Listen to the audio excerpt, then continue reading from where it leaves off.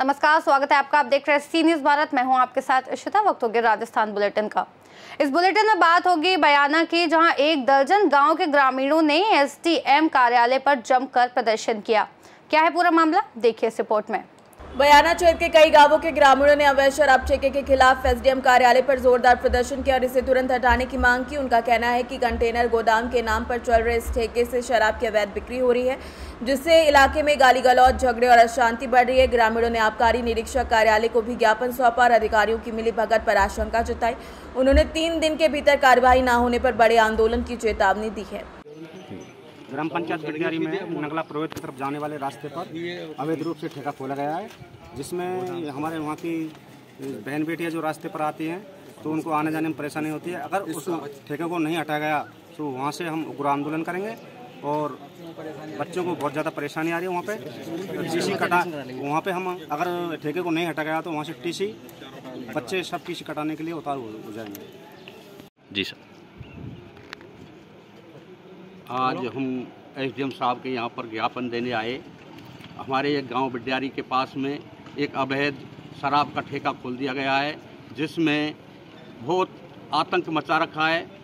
आम जनता को परेशानी हो रही है, आम लेडीज़ परेशान है और 10-15 गांव के लोग हमारे सभी समाजों के एक साथ होकर के, एकजुट होकर के हम यहाँ पर एसडीएम साहब को ज्ञापन देने आए हैं।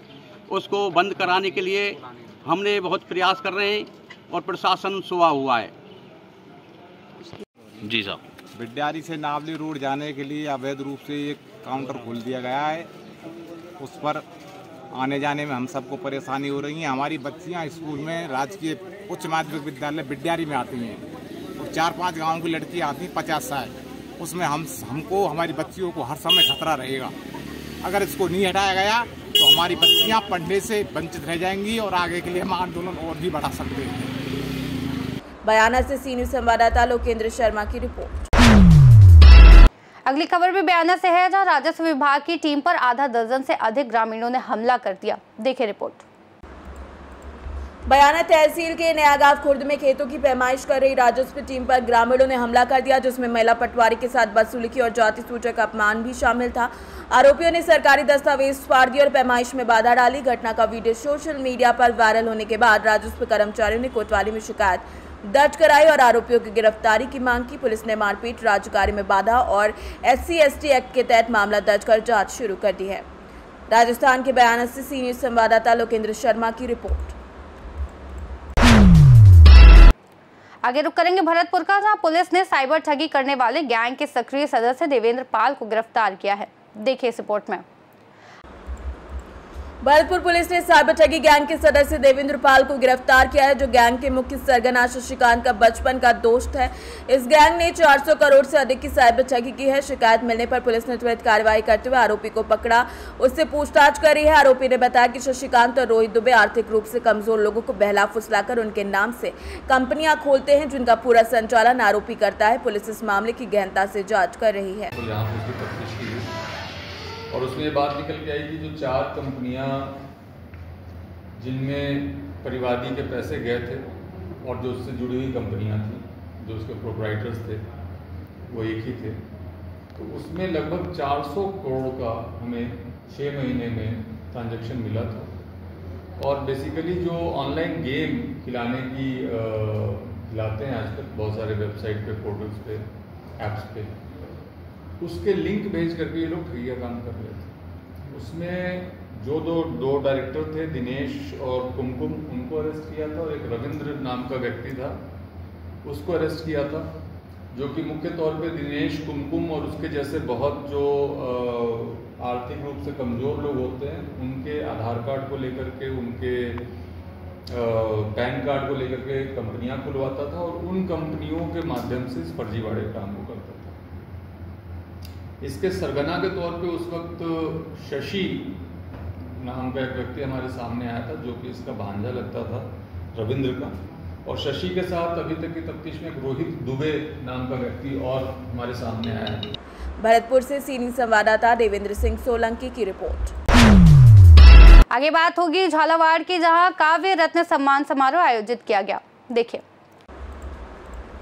झालावाड़ में रंगीतिका संस्था द्वारा स्वर्गीय शिव प्रसाद की पुण्यतिथि पर मोती महल होटल में काव्य रत्न सम्मान समारोह आयोजित किया गया। इस अवसर पर झालावाड़ के कवि राजेंद्र प्रसाद शांते, कोटा की डॉक्टर कृष्ण कुमारी एवं रंगकमी ब्रजराज को नगद पुरस्कार, प्रशस्ति पत्र और स्मृति चिन्ह देकर सम्मानित किया गया। साहित्यकारों को भी सम्मानित करते हुए नवीन कार्यकारिणी को माल्यार्पण किया गया। अध्यक्ष अतुल कनक ने बुजुर्गों की स्मृति में ऐसे कार्यक्रम निरंतर चलाने पर जोर दिया।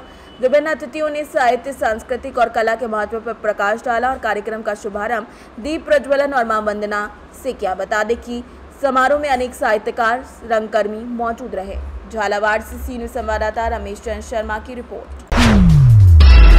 रुक करेंगे जोधपुर का, जहां बेंगलुरु से आया एक दुकानदार अचानक होटल की लॉबी में गिर पड़ा। देखिए इस रिपोर्ट में। जोधपुर में बेंगलुरु से आए ज्वेलरी व्यापारी प्रेमा राम होटल की लॉबी में अचानक गिर पड़े और बाद में पता चला कि संभवतः विषाक्त पदार्थ खा लिया है। जांच में सामने आया कि मौत का कारण पूर्व पार्टनर्स द्वारा 40 लाख रुपए न लौटाना। प्रेमा राम पिछले 10 से 12 वर्षों से बेंगलुरु में ज्वेलरी का कारोबार कर रहा था, लेकिन 8 महीने पहले हिसाब किताब में बकाया रकम निकली जिसे पार्टनर्स ने चुकाने का वादा किया था। बावजूद इसके वो लगातार भुगतान टालते रहे और धमकियां देते रहे, जिससे प्रेमा राम मानसिक रूप से परेशान था और आखिरकार उसने ऐसा खतरनाक कदम उठाया। पुलिस मामले की जांच फिलहाल कर रही है। 28 मई को शास्त्री नगर थाना क्षेत्र के अंदर एक होटल है सिल्वर, उसमें एक व्यक्ति 10 बजे करीब रूम लिया, उसमें रुका और दोपहर बाद होटल मालिक को पता चला कि ऊपर से कोई आवाज आई। उन्होंने जाके देखा तो होटल में जो गेस्ट रुका था वो नग्न अवस्था में गैलरी में पड़ा था, जिसको उन्होंने 108 को बुला के हॉस्पिटल भिजवाया, जहाँ उसकी डेथ हो गई। उसके परिजनों ने, उसके भाई ने रिपोर्ट दी है कि इसका आपस में किसी पार्टनर से कोई विवाद था, इसको लेके इसने आत्महत्या की। इस पर प्रकरण दर्ज किया, अनुसंधान जारी है। तो वो कहाँ का रहने वाला था? ये बेसिकली तो वो हमारा हल्के का जोधपुर का ही है, बेंगलोर रहता था 8-10 साल। ये कितने सालों से ये काम कर रहे हैं? 8-10 साल से बेंगलोर। जोधपुर से सी न्यूज़ संवाददाता आनंद शर्मा की रिपोर्ट। बुलेटिन के अंत में बात होगी राजस्थान की, जहां भारतीय किसान संघ की मासिक बैठक राम गोपाल पाटीदार की अध्यक्षता में संपन्न हुई। देखिए रिपोर्ट।